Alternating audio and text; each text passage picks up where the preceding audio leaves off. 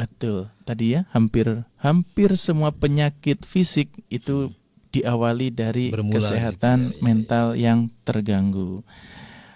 Memang penyebab lain ada, tetapi hampir semua. Jadi kalau statistiknya mungkin 80%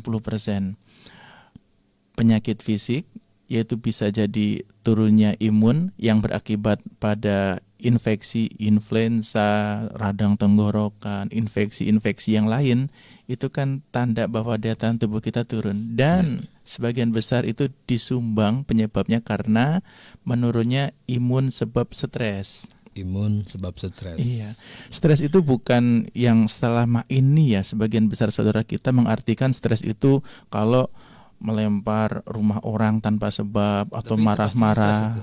Nah itu pasti stres sih, iya. Cuma ada juga main drama bisa kan, Iya. Main drum juga bisa. teriak-teriak tanpa sebab, nangis tanpa sebab. Nah selama ini kita menganggap stres itu ya gila, gitu kan. Padahal ternyata cemas yang sangat halus sekali, jika kemudian itu kronis, sepanjang hari, sepanjang pekan, sepanjang bulan, itu mampu menghantarkan seseorang menurun, baik kualitas fisiknya, kebugarannya, ya apalagi mentalnya, nanti kesananya depresi. Kan depresi itu bukan suatu perjalanan yang akut tiba-tiba depresi, tidak.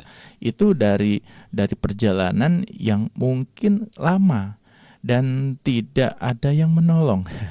Memang penolong adalah dirinya sendiri ya.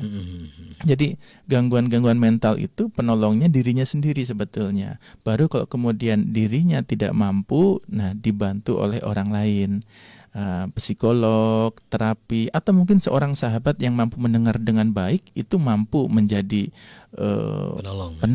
penolong seseorang yang mengalami gangguan mental. Kadang kita nggak tahu bahwa kita sendiri bisa menolong. Betul. Makanya salah satu ciri sehat mental adalah insight, melihat diri sendiri. Insight itu cara kita mampu nggak melihat diri kita sendiri. Jadi ada orang yang cemas pun tidak sadar dirinya cemas, yang menilai orang lain. Kamu lagi cemas? Enggak juga. Nah, kalau misalkan insight-nya baik, oh iya ya, saya kok cemasan. Oh iya, saya kok khawatiran. Oh iya, saya takutan. Saya kok mudah stres ya kalau menjalankan pekerjaan ini. Nah, itu masih mending.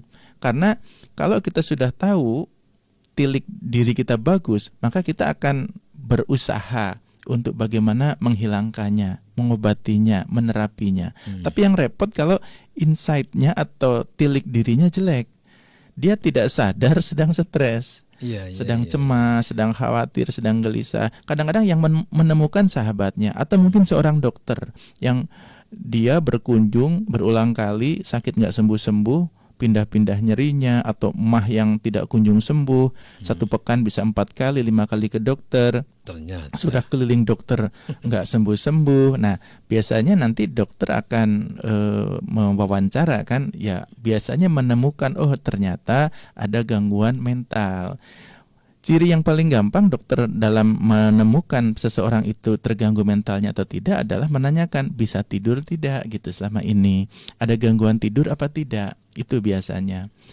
Atau yang kedua ya sejauh mana, sering mana antara mood positif atau negatif seseorang. Memang naik turun kan, mood itu naik turun, tetapi kalau dominannya negatif sepanjang waktu, maka ya tubuh juga akan mungkin menimbulkan psikosomatis ya. Psikosomatis itu nyeri-nyeri fisik kita yang sebetulnya organ tubuhnya nggak apa-apa, tetapi ternyata ada faktor lain yang kemudian menimbulkan nyeri. Nah, nyeri. Jadi psikosomatis itu rasa yang ditimbulkan oleh tubuh kita akibat suatu masalah psikologis. Atau memang betul psikologisnya mampu mengganggu metabolisme. Misalkan kalau ada orang cemas itu bisa jadi terjadi hiperperistaltik pencernaan sehingga diare, atau mungkin hipersekresi asam lambung sehingga lambungnya kembung, sendawa. Kalau parah ya terjadi dispepsi, gejala-gejala yang berkaitan dengan lambungnya itu diakibatkan dari faktor psikologis, cemas berlebihan, khawatir berlebihan. Nah, yang kami selalu sampaikan, ingatkan bahwa bukan berarti kita tidak boleh cemas, tidak boleh khawatir, tidak boleh takut, tetapi jika cemas itu kemudian durasinya terlalu lama, jadi pakai akhirnya, cemasan, khawatiran, takutan, maka itu jadi penyakit. Tapi kalau cemas, khawatir itu sendiri, itu memang fitur alami yang itu harus ada gitu. Saat kita punya rasa cemas, maka kita apa yang akan kita lakukan? Mempersiapkan diri dengan baik, belajar dengan baik, mempersiapkan segala sesuatunya dengan sempurna begitu. Contoh, misalkan saya harus menempuh perjalanan dari tempat ini misalkan ke tempat yang belum pernah saya kunjungi, maka saya ya wajar cemas, wajar khawatir, wajar takut. Tetapi takut, cemas, khawatir itu yang mendorong saya belajar, buka map, kemudian jalurnya lewat mana saja. Ternyata di bawah gunung. Iya, ternyata rumah makan yang enak di mana, kan begitu. Jadi mempersiapkan diri. Atau seseorang mahasiswa ternyata harus pekan depan ujian skripsi misalkan. Nah, maka stres itu wajar hadir. Khawatir, takut wajar hadir, tetapi itu yang memang harus hadir supaya apa? Supaya belajar, mempersiapkan diri sebaik-baiknya. Jadi salah satu Dok, bagaimana tips menghindari stres, cemas, khawatir? Ya mempersiapkan diri sebaik-baiknya. Nanti akan kita kita bahas nanti. Nah, kesehatan mental di tempat kerja ini yang sering diabaikan. Padahal saya baca literatur ya.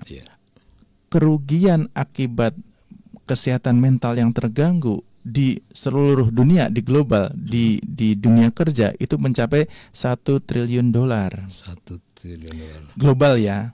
Artinya angka tersebut menggambarkan betapa pentingnya kesehatan mental di tempat kerja ini. Jika dikelola dengan baik, hasilnya positif, maka akan mendapatkan semua sisi positif, sisi ekonomi, produktivitas, semuanya. Nah, sebaliknya jika kesehatan mental ini diabaikan, maka akan mendatangkan kerugian imaterial, dan itu jumlahnya tidak sedikit. Karena kalau sampai hal-hal detil, misalkan kreativitas, kecerdasan, menangani stres, kemudian ide, itu kan semua dari mental positif. Tidak mungkin keluar dari mental yang sedang depresi, sedang stres berlebihan, sedang sakit fisiknya akibat stres, seperti itu. Jadi kita ingin bahwa semua perusahaan atau organisasi atau apapun itu memperhatikan kesehatan mental. Itu biasanya siapa itu yang begitu ya? Direkturnya atau ownernya itu siapa? Biasanya perusahaan itu punya suatu kerjasama. Biasanya ada mental health education misalkan. Outsourcing ya, sebagai konsultannya gitu ya? Ya, Bang Hak kan seperti itu. Profesional di bidang itu. Iya. Bagaimana memberikan tips edukasi kesehatan mental di sebuah perusahaan. Ya, jadi bisa melalui edukasi seperti itu.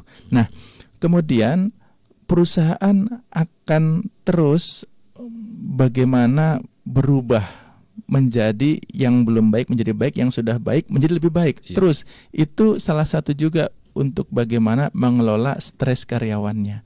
Baik, nanti akan kita bahas. Setelah ini adalah penyebab stres pekerja, dan nanti berikutnya ada ciri sehat mental di dunia kerja. Baik, untuk teman-teman semua, sahabatku yang ingin bertanya-tanya di acara ini, silakan Anda bisa gunakan telepon 085-2847-00147. Untuk WhatsApp Anda bisa juga bertanya lewat WhatsApp di 081321461079. Kami segera kembali. Program Sehatku akan segera kembali setelah jeda berikut ini.